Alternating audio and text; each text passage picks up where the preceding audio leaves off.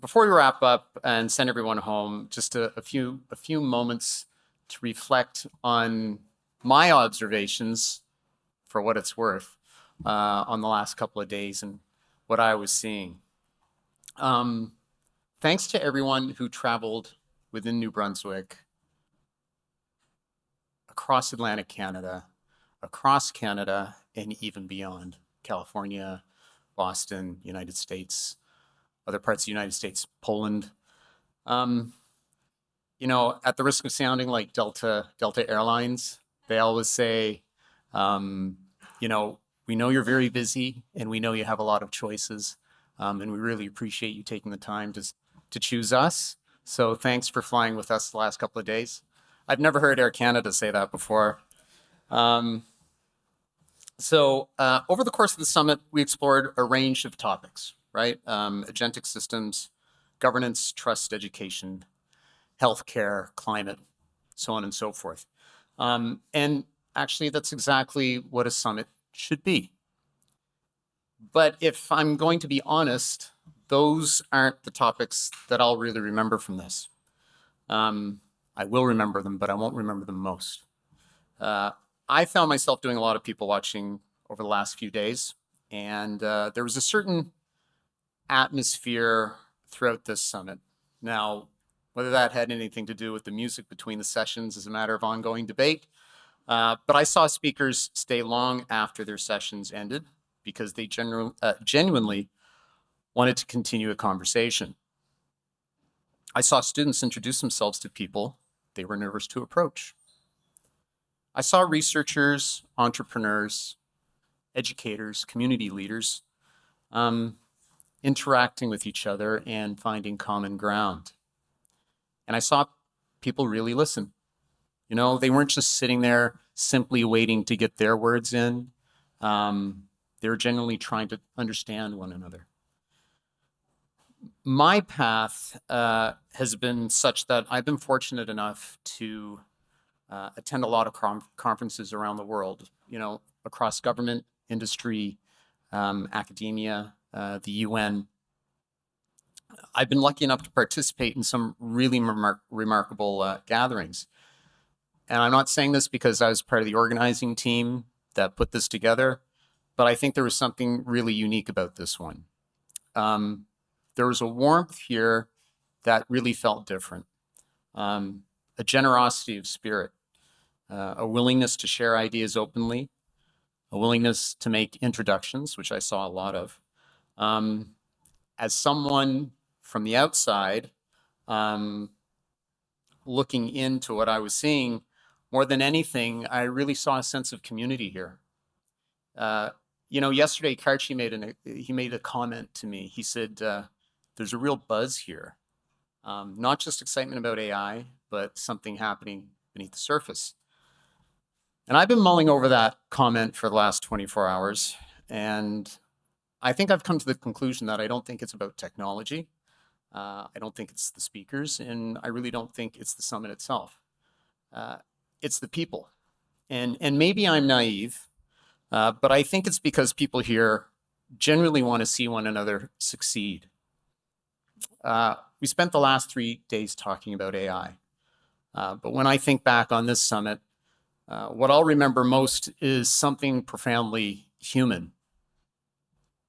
During Karchi's presentation, we all saw the video from his humanitarian work following the typhoon in the Philippines.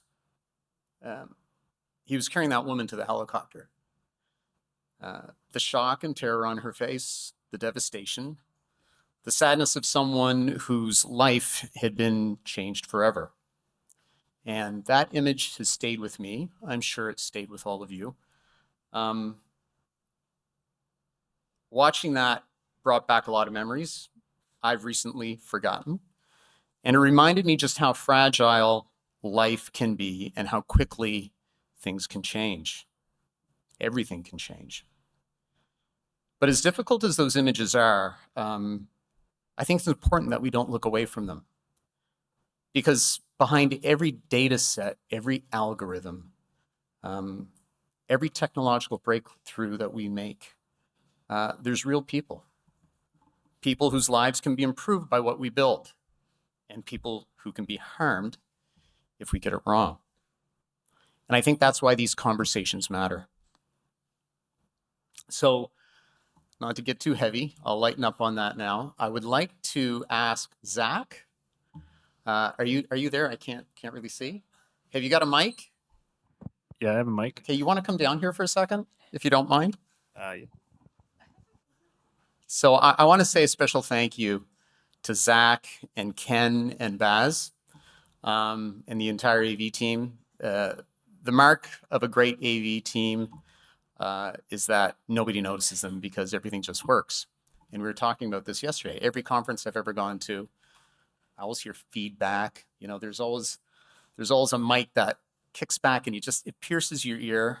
And I said, Zach, you guys are the best for not having done that. And he says, well, actually, Alok, go ahead. Why is that not happening? Yeah, so for this conference in the last year, we've implemented AI plugin called dFeedback to our audio workflow. So we're feeding all the microphones through AI to eliminate feedback in the room. So yeah, so it takes out quite a bit. I mean, it's pretty good. So. And he was very explicit when he said that as soon as I turn that off. Yeah, we can turn it off, Baz. You want to just turn the mics down and then turn it off there. So check, 1, 2. You can turn it up. Yeah. And then check, and you can turn it back on there now. So, and then it takes it all out. So. Oh. So it's everywhere. Thank you very much, Zach.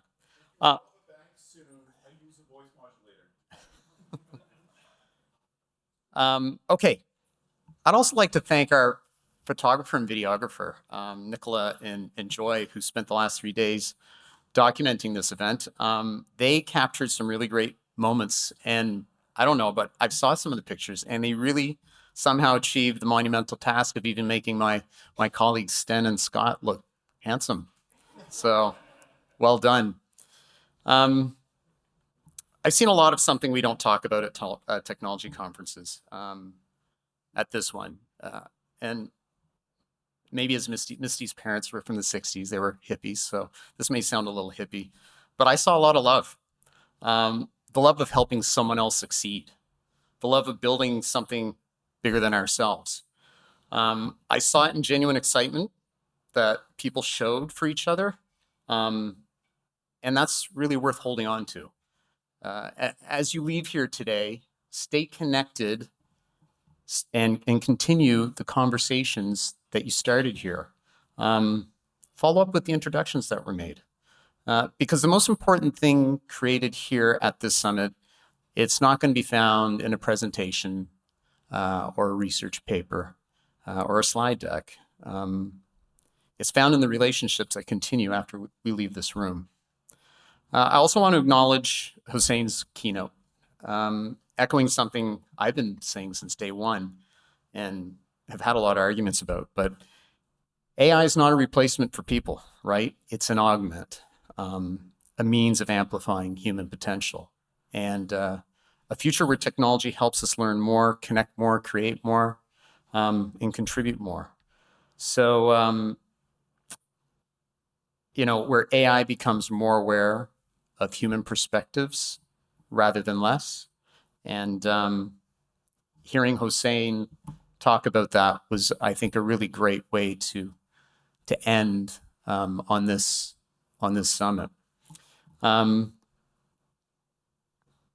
He did say that one of our greatest challenges, it really isn't building smart machines, but it's becoming wiser humans. That was my takeaway from that. So I just wanted to mention that. And there's just one last final thought that I wanted to leave you with. A number of years ago, when I was living in Cairo as head of the UN Technology Innovation Lab, I was doing some fluff piece interview. And I was asked what was the best advice I'd ever received. Now, I know we all have our heroes. I've got a few of my own, the typical, Mahatma Gandhi, Nelson Mandela, Gord Downie, Johnny Marr. But my mom and my dad are also my heroes. And Growing up, I always used to hear my father say, you know, you can kick at nature for so long until it decides to kick you back.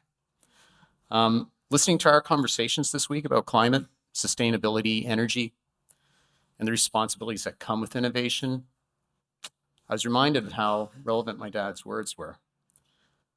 But it's mom's advice that I think is most appropriate at this moment. When I was going through a bit of a hard time in my life, she used to say to me, she used to say, don't listen to your head and don't listen to your heart. They'll set you on the wrong path. Listen to your conscience. And over the last 3 days, we've talked a great deal about intelligence, artificial intelligence, human intelligence, collective intelligence. But as we continue building the future, I hope we remember that intelligence alone is not enough. We also need conscience. The conscience to ask not only what we can build, but as Karchi was saying, should we build it?